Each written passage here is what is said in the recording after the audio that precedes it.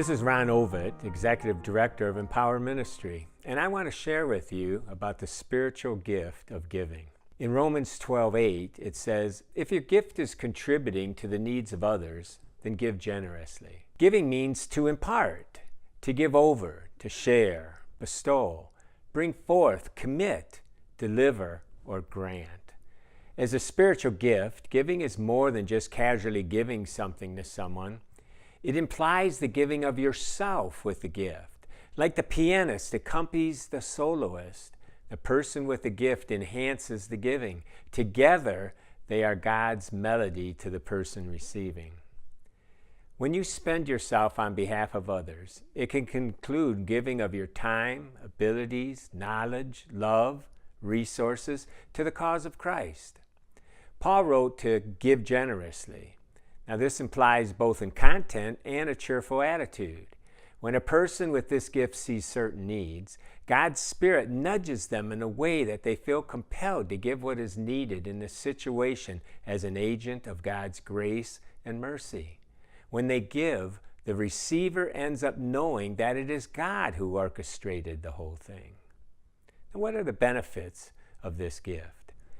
The gift helps teach grace and encourages faith in God. Obedience to this gift allows God to bring about the resources to accomplish His will for the church. But there are some pitfalls.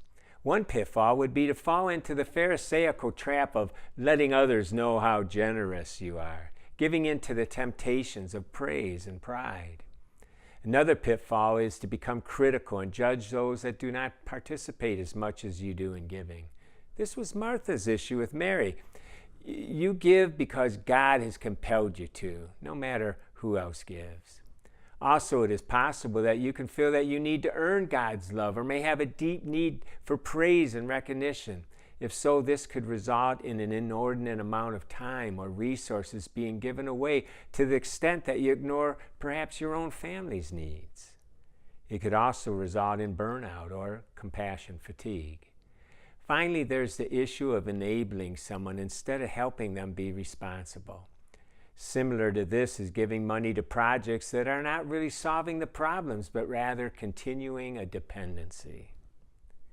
But there are a lot of ministry opportunities. Often a person with this gift has expertise in money matters and can help with church finances. A person with the gift of giving also motivates others to give because of their example. A person with this gift should be aware of the plans of the church so they can be best steward of what God has given them. They can also pray and help the church do outreach that would not otherwise be in the budget. And finally, the person can also be a mentor to other people with resources in the church. All this said, you do not have to be rich to have the gift of giving. The woman who gave 2 mites gave all that she had, even though it was a very small amount. God will urge you to give, and you obey by giving what you can. Then God is glorified. So what further training could you take?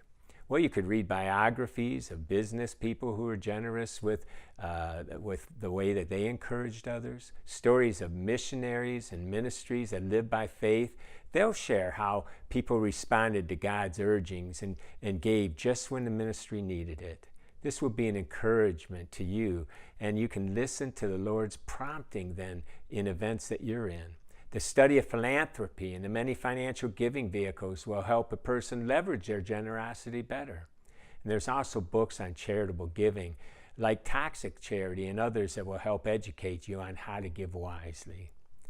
God has gifted you with a purpose, and I trust that God will guide you and mature you in this spiritual gift of giving as you seek to serve Him.